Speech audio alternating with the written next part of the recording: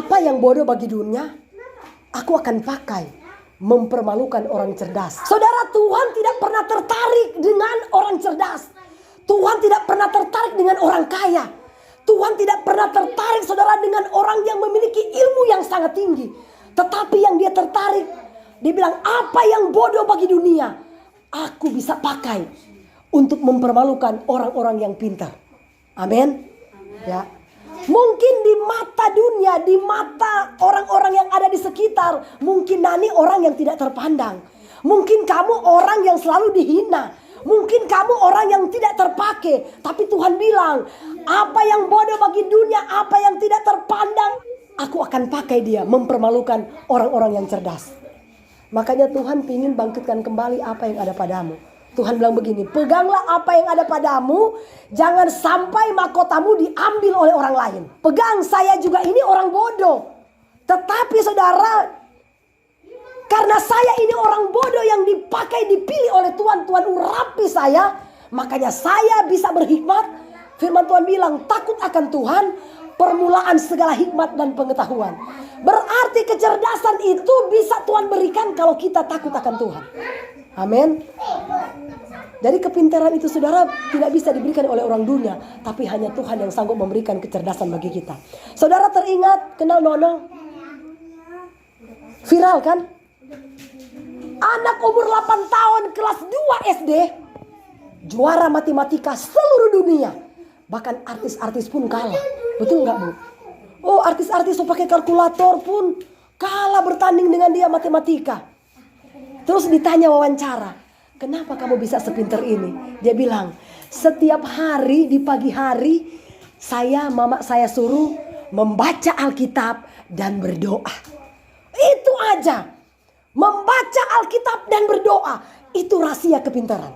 Makanya anak-anak ini harus diajarin. Makanya kenapa harus ada guru sekolah minggu. Itu penting supaya ketika mereka dewasa nanti mereka sudah tahu cerita Alkitab. Amin. Ajarkanlah mereka membaca Alkitab setiap hari oleh orang tua.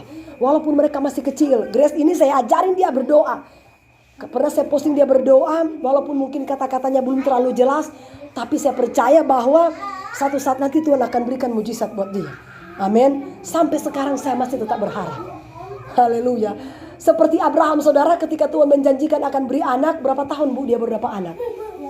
Secara manusia, aduh, Abraham ini sudah mau tua. Sarah aja sudah mati haid. Secara logika gak mungkin lagi jawaban Tuhan mau datang, iya kan, Bu? Gak mungkin, Sarah sudah mati haid. Tapi karena Abraham tetap sabar menanti jawaban Tuhan, akhirnya apa? Abraham sudah tete, Sarah sudah nenek, masih dia, Tuhan kasih dia anak, lahirlah si siapa? Ishak. Iya toh? Luar biasa gak kuasa Tuhan. Itu makanya saudara, tidak ada perkara yang mustahil. Jangan pernah meremehkan orang, ya. Saya malah lebih senang pakai orang yang kayak begini. Orang-orang yang tidak tahu apa-apa. Ya toh, Mak? Nah, kayak begitu. Karena orang-orang yang seperti itu yang akan dipakai oleh Tuhan. Yang penting jangan pernah menolak panggilan Tuhan. Dulu waktu Ibu Ersi, Pak Jonas datang, Pak Ibu Ersi. Kusuruh dia berkhotbah, nggak mau, nggak tahu, Mak, ya. Saya bilang, belajar, Mak. Saya angkat menjadi majelis dari orang yang tidak tahu apa-apa. Mama pendeta, bagaimana saya mau khotbah? Belajar. Nanti saya tulis teks ya, Mak, belajar. Pertama-tama kali dia berkhotbah, tidak salah, Mak, di rumah Pak Yermi, ya. Akhirnya lama-kelamaan, jadi luar biasa kan. Nah itu, apa yang bodoh bagi dunia, Tuhan akan pakai mempermalukan orang cerdas. Asal kita punya kemauan. Latih dari sekarang. Makanya ibadah keluarga ini tempat kita berlatih. Jangan malu-malu melayani. Kalau disuruh melayani, ya sudah, kobarkan api Kristus dalam hidup kita. Amin. Firman Tuhan bilang, biarlah rohmu menyala-nyala, jangan sampai dia padam, layanilah Tuhan.